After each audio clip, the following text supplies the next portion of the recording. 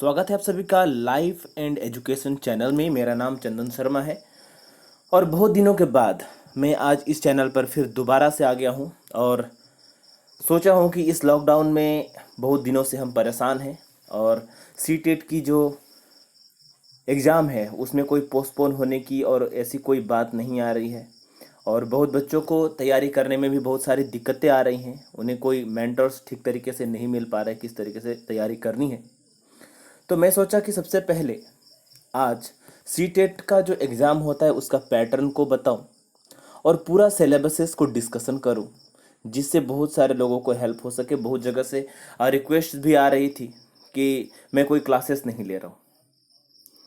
तो एक चीज़ समझना है कि सबसे पहले सी टेट का पैटर्न और सिलेबस जानना ही क्यों आवश्यक है। जानना इसलिए आवश्यक है कि यदि हम किसी भी एग्ज़ाम का पैटर्न को नहीं समझेंगे और यदि सिलेबस को नहीं जानेंगे तो हम तैयारी किस बेसिस पे करेंगे, हमको पता कैसे चलेगा कि हमें पढ़ना क्या है।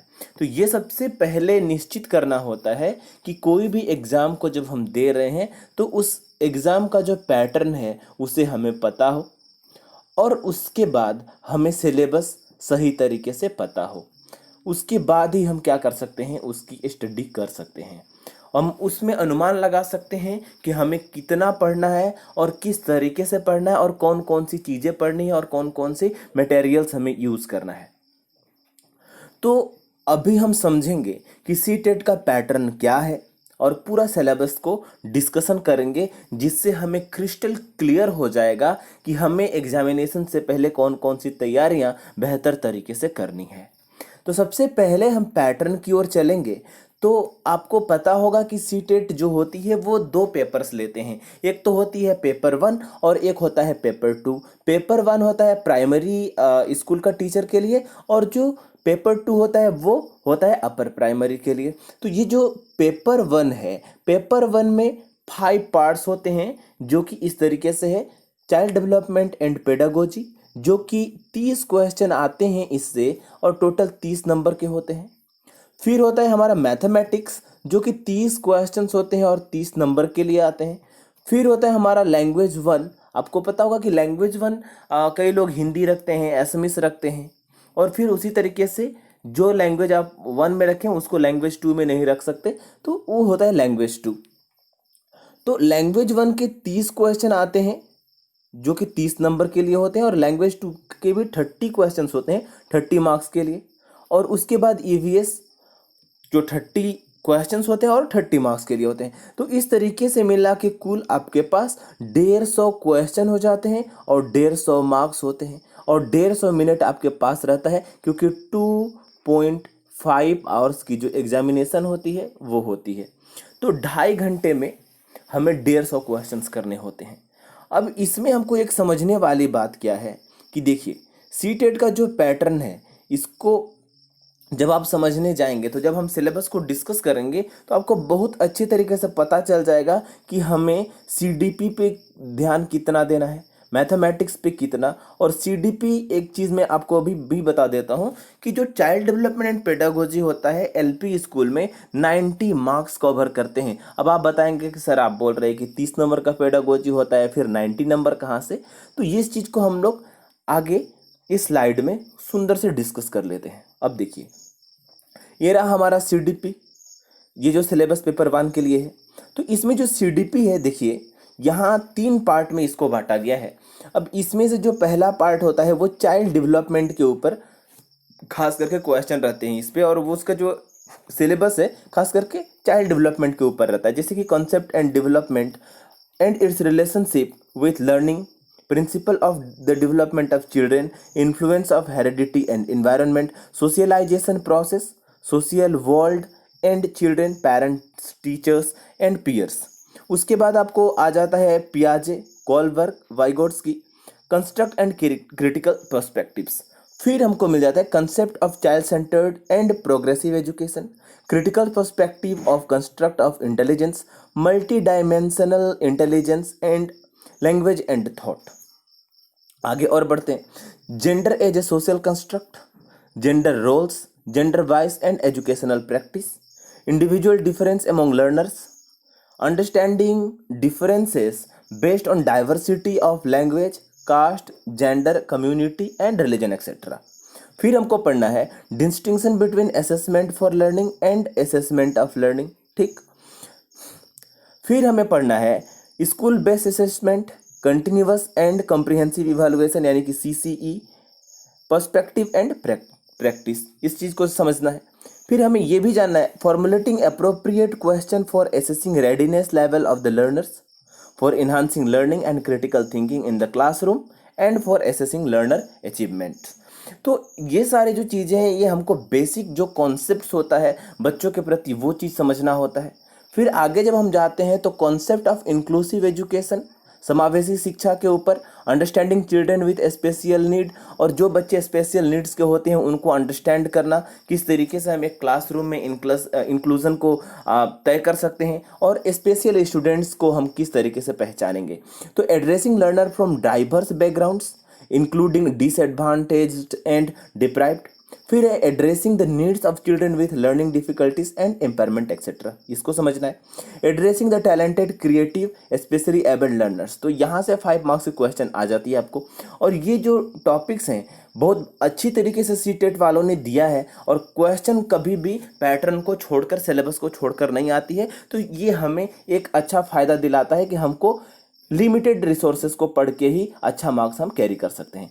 आगे है देखिए लर्निंग एंड पेडागोजी, यहाँ से 10 क्वेश्चन आते हैं। तो how children think and learn, how and why children fail to achieve success in school performance, इसको समझना है कि बच्चे क्यों फेल हो जाते हैं स्कूल को सक्सेस को अचीव करने के लिए, और वो कैसे सीखते हैं और कैसे सोचते हैं, इसके बारे में समझना है। उसके बाद basic process of teaching and learning, children strategic of learning, learning as a social activity, social context of learning, ये चीज़ें जानना है। फिर children as a problem solver and scientific investigator, किस तरीके से एक बच्चा प्रॉब्लम सॉल्वर होता है, साइंटिफिक इन्वेस्टिगेटर होता है। Alternative conception of learning in children, understanding children's error as significant steps in learning process, इसको समझना है। कोग्निशन एंड इमोशंस क्या होते हैं, motivation and learning, factors contributing to learning, personal and environmental. तो ये जो पहला जो चीज़ है जो चाइल्ड डेवलपमेंट एंड पेडागोजी, ये 30 मार्क्स के लिए भले आपको दिख रहा होगा, लेकिन तो इसका पर्सपेक्टिव बहुत हाई है। यदि आपको पेडागोजी सही तरीके से आता है तो आने वाले जो भी सब्जेक्ट्स हैं वो आपको हेल्पफुल करता है समझने के लिए। अब आगे जो सब्जेक्ट्स है उसको आप देख लीजिए। देखिए हमको क्या पढ़ना है भैया, लैंग्वेज 1 में 30 क्वेश्चन होंगे, ठीक, 30 मार्क्स के लिए।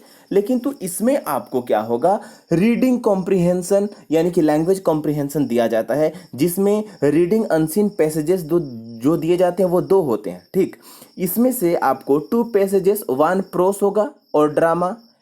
तो इसमें से आपको जो 2 पैसेजेस मिलेंगे उसमें से तो या तो एक प्रोज होगा या तो एक ड्रामा होगा, ठीक। तो या तो एक प्रोज होगा या तो एक ड्रामा होगा। फिर दूसरा जो होगा आपका पोयम होगा, ठीक। तो इसमें क्या होगा कि जब आपको प्रोज एंड पोयम जब मिलता है कॉम्प्रिहेंशन में, तो इसमें हमको ग्रामेटिकल, वर्बल एबिलिटीज़, बहुत सारे चीज़ें हमको मिलती है जो जड़ित होता है आपका literacy, scientific and narrative and cursive जो पैराग्राफ्स होते हैं वो काटते हैं, जिसमें से या तो आपका प्रोज से जो क्वेश्चन होते हैं वो 8 क्वेश्चन पूछे जाते हैं, और पोएम से जो क्वेश्चन होते हैं वो 7 क्वेश्चन, तो 7 8 15, और इस तरीके से करके आपको 15 क्वेश्चन पूछ लिया जाता है, जिसमें आपका रीडिंग कॉम्प्रिहेंशन अच्छा होना बहुत आवश्यक है।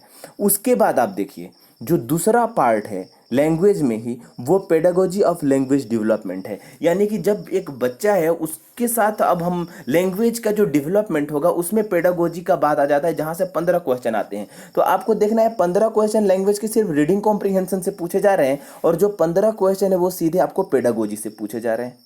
तो यहाँ 15 नंबर पेडागोजी के हो गए।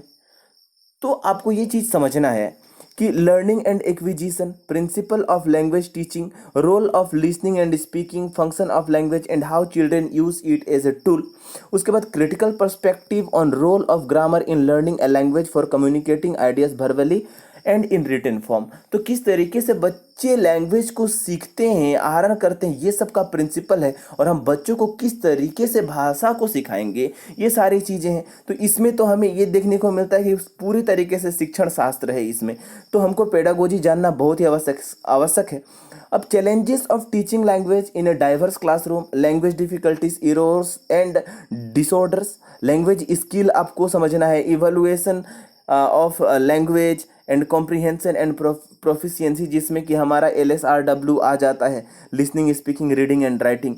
उसके बाद टीचिंग लर्निंग मटेरियल्स जो TLM है, टेक्स्ट बुक कैसे होना चाहिए, मटेरियल सब, और रिमेडियल टीचिंग के बारे में आपको पढ़ना होगा। तो ये लैंग्वेज 1 में। और सेम इसी तरीके से आपको लैंग्वेज 2 भी मिलता है। देखिए आपको लैंग्वेज 2 में भी आपको 30 क्वेश्चन होते हैं। कॉम्प्रिहेंशन में सेम उसी तरीके से 2 अनसीन प्रोज पैसेजेस होंगे इसमें, जो कि डिस्कर्सिव और लिटरेरी, नैरेटिव और साइंटिफिक पे बेस करेगा ये। तो ये थोड़ा थोड़ा इजी माना जाता है। मतलब जो लैंग्वेज 2 होता है उसका क्वेश्चन जो कॉम्प्रिहेंशन के होते हैं थोड़े आसान तो अवश्य होते हैं, लेकिन तो इतने भी आसान नहीं होते हैं। यदि आप रीडिंग कॉम्प्रिहेंशन यदि आपका सही नहीं है, और यदि आप फास्ट नहीं है रीडिंग करने में और समझने में यदि आपको दिक्कत होती है, तो यहाँ पे फिर आप फंस जाते हैं।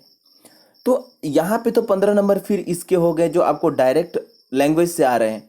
लेकिन फिर आपका जो यहाँ का 15 मार्क्स हैं वो डायरेक्ट कहाँ से आ गए जी, पेडागोजी से आ गए। सेम वही जो फर्स्ट पेपर में हमने जो पढ़ा था वही सेम चीज़ें आपको learning and acquisition of the language, principle of teaching of language teaching, ये सारी चीज़ें सेम उसी चीज़ को दोहरा दिया गया है। तो आपको लैंग्वेज 1 में या तो आप इंग्लिश रखें या हिंदी रखें, या लैंग्वेज 2 में आप इंग्लिश रखिए या हिंदी रखिए, सिर्फ आपका भाषा अलग होगा, लेकिन तो चीज़ें जो है वो लगभग सेम है, जो आपको सेम ही पढ़ना है। उसके बाद हमारा आ जाता है मैथमेटिक्स। देखिए मैथमेटिक्स में आपको 15 नंबर के तो डायरेक्ट मैथमेटिकल ऑपरेशन से क्वेश्चन पूछते हैं, जिसमें होता है geometry, shapes and spatial understanding, solids around us, number system से कुछ क्वेश्चन पूछे जाते हैं, addition and subtraction, multiplication, division, measurement, weight, time, volume, data handling, patterns and money. जो कि ये जो क्वेश्चंस होते हैं बहुत ही ज़्यादा हायर लेवल के नहीं होते हैं, इजी इजी क्वेश्चंस होते हैं जो क्लास 3, 4, 5 के बच्चे आराम से कर सकते हैं। कोई कोई क्वेश्चन होता है जो टफ होता है, लेकिन आप 15 में से 10-12 क्वेश्चन जो LP स्कूल में जो चीज़ पढ़ाई जाती है उसी तरीके से होता है, 2-3 क्वेश्चन ही सिर्फ टफ आते हैं। फिर लेकिन आपको यहाँ पे भी देखना है मैथमेटिक्स किस तरीके से पढ़ाना चाहिए। यहाँ पे पेडागोगिकल इशूज आ जाता है और 15 क्वेश्चन सीधे मैथमेटिक्स को पढ़ाने के ऊपर से क्वेश्चन काट लिया जाता है आपका पेडागोजी के ऊपर। तो यहाँ पे पूछा जाता है nature of mathematics, logical thinking, understanding of children's thinking. तो यहाँ पे बच्चे कैसे सीखते हैं, क्या समझते हैं, लॉजिकल जो चीज़ें होती हैं मैथमेटिक्स में उसको आपको समझना होता है कि बच्चा कैसे मैथमेटिक्स को समझता है। And reasoning patterns and strategies of making meaning and learning, place of mathematics in curriculum, language of mathematics.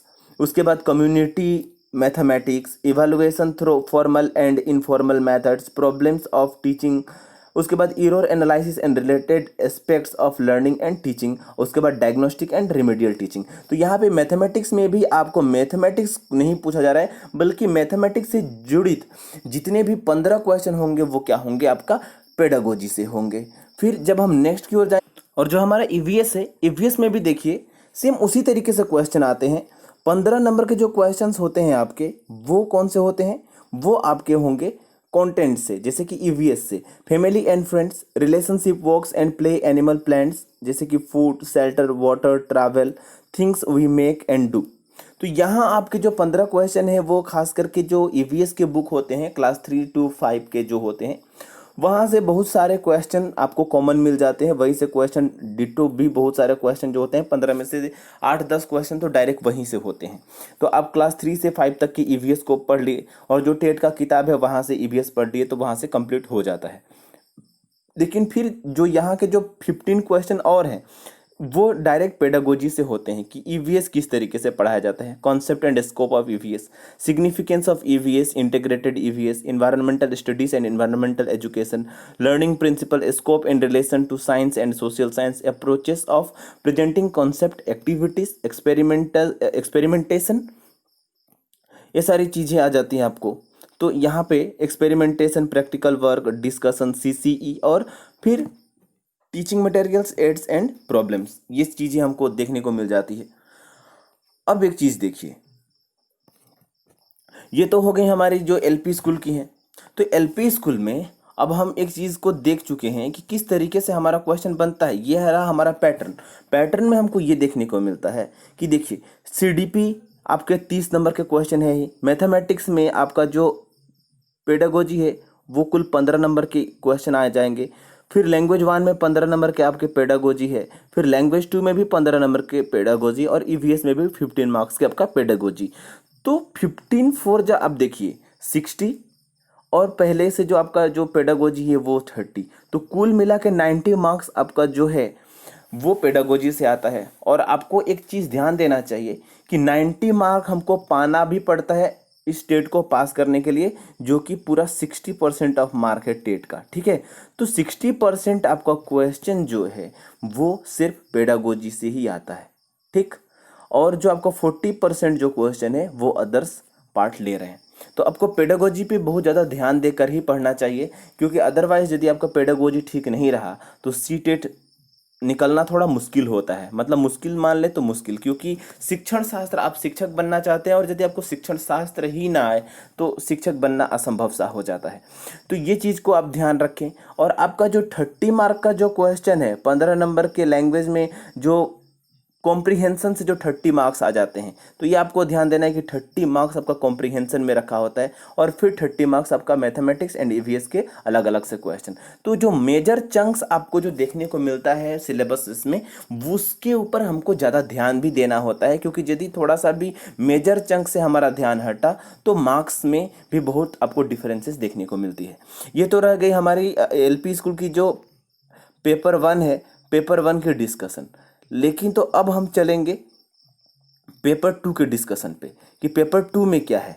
भैया तो पेपर 2 में कोई टेंशन लेने वाली बात नहीं है। पेपर 2 में आप सीडीपी, एलपी और एमई में कोई डिफरेंस नहीं है, सेम वही चीज़ पढ़ना है।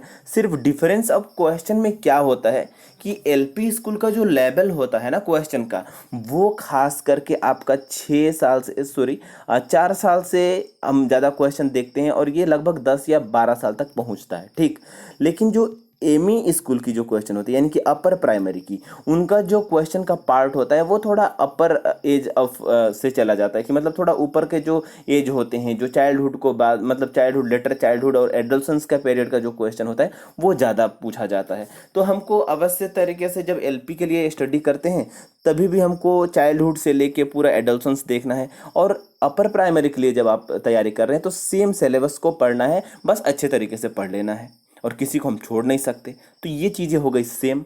फिर आपका लैंग्वेज 1 कंपलसरी जो है वो आपको कोई टेंशन नहीं, सेम एलपी स्कूल की जो है सेम एमई स्कूल में भी है। और आपका लैंग्वेज 2 जो कंपलसरी है वो, यानी कि हम एक चीज़ डायरेक्ट कह सकते हैं कि एलपी और एमई की सिलेबस जो है वो सेम है सीडीपी के, लैंग्वेज 1 के और लैंग्वेज 2 के, ठीक।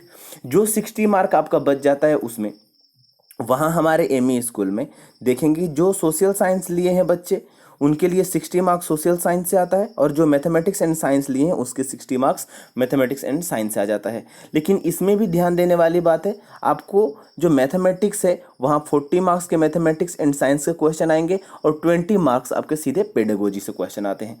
फिर आपका सोशल साइंस में भी 40 मार्क्स आपका जो है सोशल साइंस, जैसे कि ज्योग्राफी, पॉल साइंस वगैरह जो हिस्ट्री की पार्ट से, वहाँ से 40 मार्क्स से क्वेश्चन पूछे जाते हैं और 20 नंबर जो है सोशल साइंस के पेडागोजी से क्वेश्चन काट लिए जाते हैं।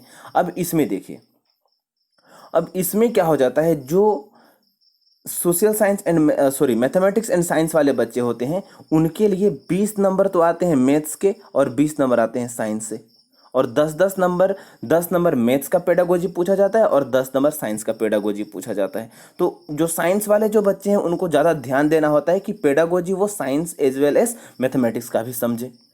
फिर अब हम देखते हैं सोशल साइंस वालों को बात कर लेते हैं। सोशल साइंस में जो आपका कंटेंट होता है वहाँ से 40 मार्क्स के क्वेश्चन आते हैं, जैसे कि हिस्ट्री का पार्ट ये है, आपको हिस्ट्री यदि सही तरीके से समझना है और क्वेश्चन को यदि सही तरीके से सॉल्व करना है तो आप देखिए when, where and how, earliest societies, उसके बाद the first farmers and herders, ये जितने भी आप टॉपिक्स यहाँ पे देख रहे हैं ये सब जो आपका एनसीईआरटी का जो किताब है वो वहाँ पे आपको डिट्टो मिल जाएंगी। आपको एनसीईआरटी की जो किताब है वहीं से क्वेश्चन भी पूछा जाता है और उसी चैप्टर्स का नाम भी यहीं पे लिखा हुआ है। तो आपको करना क्या है, क्लास 6 से लेके 8 तक तो मिनिमम आप सोशल साइंस को चाट जाइए। कोई उपाय नहीं है इसके बिना आपको सोशल साइंस को क्रैक करना। तो आप क्या करिए, सोशल साइंस का पूरा किताब जो एनसीईआरटी का है वो पढ़ लीजिए। अभी तो लॉकडाउन में आपको किताब मिलेंगे नहीं, तो आप एनसीईआरटी नाम का एक एप्स होगा, उस एप्स को आप डाउनलोड करेंगे एनसीईआरटी बुक्स, और वहाँ पे वो एप्स के थ्रू से आपको किताबें both Hindi medium as well as English medium में आपको मिल जाएंगी। आप वहाँ से खूब सुंदर से पीडीएफ डाउनलोड करके आराम से घर पे पढ़ाई कर सकते हैं। अब देखिए आर्किटेक्चर, ये जितनी भी चीज़ें हैं आपको सिर्फ वहीं से पढ़ना है और आराम से आप वहाँ से किताब को पढ़ के आराम से मार्क्स उठा सकते हैं। ये हिस्ट्री वाला पार्ट है। अब आप ज्योग्राफी का पार्ट देखिए, geography as a social study and science, planet, earth, solar system, globe, ये सारी चीज़ें आपको ज़्यादा बताने की कोई ज़रूरत नहीं है, क्योंकि डायरेक्ट ये एनसीईआरटी से जो चीज़ें हैं वो ली गई हैं और आपको वही पढ़ना है। फिर सोशल एंड पॉलिटिकल लाइफ में डाइवर्सिटी, गवर्नमेंट, लोकल गवर्नमेंट, ये सारे जो चीज़ें हैं ये जो 40 मार्क्स के क्वेश्चन होंगे वो यहाँ से होंगे। सीधे एनसीईआरटी का किताब पढ़िए और लगभग 40 में से 30 से ज़्यादा क्वेश्चन आप आराम से वहीं से बना सकते हैं। आगे जब हम बढ़ेंगे तो देखिए, अब हमको ये चीज़ समझना है कि यहाँ पे concept and nature of social science, ठीक है, क्लासरूम प्रोसेस, क्रिटिकल थिंकिंग, ये जो जितनी भी चीज़ें आपको दिखाई दे रही है ये पेडागोगिकल पार्ट है, ठीक है। और यहाँ से 20 मार्क्स का क्वेश्चन आपका पेडागोजी से आते हैं, जो 20 क्वेश्चन होते हैं, ठीक है। क्वेश्चन 20 होंगे, जो 20 क्वेश्चन आते हैं, हो गए। ये total 60 marks and 90 marks equal to 150। अब मैथमेटिक्स एंड साइंस वालों के लिए देखिए, क्वेश्चंस जो होते हैं 60 क्वेश्चंस होते हैं भैया। यहाँ पे मैथमेटिक्स के लिए 30 क्वेश्चन तो होते हैं, लेकिन आपको ध्यान देना है 20 क्वेश्चन कंटेंट से आएंगे, जो आपका मैथमेटिक्स से क्वेश्चन डायरेक्ट पूछे जाएंगे, अलजेब्रा वगैरह जो नंबर सिस्टम है वहाँ से। और क्वेश्चन थोड़ा टफ होते हैं मैथमेटिक्स के लिए, तो जो बैकग्राउंड जिनका मैथमेटिक्स है उनके लिए कुछ ज़्यादा टफ होता नहीं है, तो बिंदास आप स्टडी कर सकते हैं। 20 नंबर का वहाँ से क्वेश्चन आते हैं, और 10 नंबर का जो क्वेश्चन होता है आपका मैथमेटिक्स का पेडागोगी से आता है, जिसे nature of mathematics, logical thinking, curriculum, language of mathematics, community mathematics, evaluation, remedial teaching and problem of teaching. ये जो मैथमेटिक्स में जो खास करके प्रॉब्लम्स ऑफ टीचिंग में आते हैं, मैथमेटिक्स रिमेडियल किस तरीके से करना है उसके बारे में, तो आपको पेडागोजी पे 10 नंबर पे ध्यान देना ही पड़ेगा, इसको छोड़ के नहीं जा सकते। फिर आपका साइंस में भी सेम चीज़ें हैं, 30 नंबर के साइंस से क्वेश्चन आते हैं, लेकिन 20 नंबर कंटेंट से आते हैं। और ये भी आपको यहाँ पे ध्यान देना होगा कि आप कम से कम 6 to 8, ठीक, आप एनसीईआरटी पढ़ लें, और मेरा कहना माने तो आप 10 तक भी पढ़ ले, आपका भलाई होगा साइंस में, क्योंकि क्वेश्चन तो जितने भी बार भी क्वेश्चन देखा गया है साइंस का क्वेश्चन टफ ही रहता है, तो आपको क्लास 10 तक पढ़ लेना आवश्यक होता है। फिर आपका सेम यहाँ पे 10 नंबर के पेडागोजी आ जाता है, जो साइंस से जड़ित होता है। साइंस के बच्चों में किस तरीके से साइंस का क्लासेस लेना चाहिए, एक टीचर को किस तरीके से, nature and structures of science, natural science and AIIMS and objectives, understanding and appreciating science, approaches and integrated approach, इस तरीके से प्रॉब्लम एंड रिमेडियल टीचिंग से सब चीज़ें आ जाती हैं। तो ये कुल मिला के आपका 150 मार्क के क्वेश्चन हो जाते हैं, जिसमें आपका 90 मार्क्स तो हो जाते हैं। आपका एक तो पेडागोजी 30 मार्क्स, फिर यहाँ पे आके देख ही लेते हैं।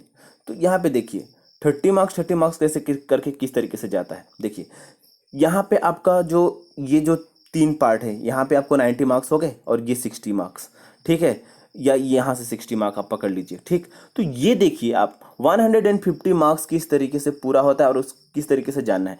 अब आप बोलेंगे कि सर इतना समय आप ले रहे हैं सिलेबस को समझाने में। देखिए सिलेबस में क्या क्या चीज़ है आप इसको समझिए पहले। ये जितने भी चीज़ें हैं क्या इसके बारे में आप जानते हैं? यदि जानते हैं तो कितना जानते हैं? क्या उसका रिवीजन जरूरी है? हाँ यदि जरूरी है तो। और सबसे बड़ा चीज़ आप पेडागोजी को सही करिए। फिर आपका जो एक चीज़ है हमें आपको बता देना चाहता हूँ कि आपका रीडिंग कॉम्प्रीहेंशन में कोई दिक्कत मत छोड़िएगा। कम से कम हर रोज 2 दिन में 1 दिन में हर रोज आप रीडिंग कॉम्प्रीहेंशन करते रहिए, घर पे बैठ के सॉल्व करते रहिए। अदरवाइज आपका रीडिंग का जो स्पीड है वो कम हो जाएगी, तो आप दिक्कत में फंस जाएंगे। तो इसका एक प्रैक्टिस रखिए और पेडागोजी पे ध्यान अच्छा से रखिए। और जो ईवीएस का जो बात है, उसके बाद मैथमेटिक्स का, तो उस पर आप यदि ज़्यादा नहीं, यदि दिन में 1 घंटा या मतलब सप्ते में 6-7 घंटा भी यदि आप ईवीएस पढ़ लेते हैं तो वो आपको एग्ज़ाम तक आपको पूरा प्रिपेयर कर ही देगा। तो इस तरीके से अभी आपको एक चीज़ मैं बताना चाहता था लास्ट वीडियोस में कि आपको मैं क्यों नहीं ये बताऊं कि ट्रिक्स क्या है, टिप्स क्या है, किस तरीके से आपको स्टडी करना है। तो यदि आपको चाहिए कि किस तरीके से आपको और अच्छे तरीके से स्टडी करना है, टिप्स एंड ट्रिक्स, उसको मैं बता दूंगा। और मैं जल्दी ही आपके लिए प्रीवियस ईयर क्वेश्चन पेपर का सॉल्यूशन लाने का कोशिश करूंगा, जल्दी ला दूं आपके लिए कि आप प्रीवियस ईयर क्वेश्चन का सॉल्यूशन भी देख लें। तो thanks for listening and stay blessed.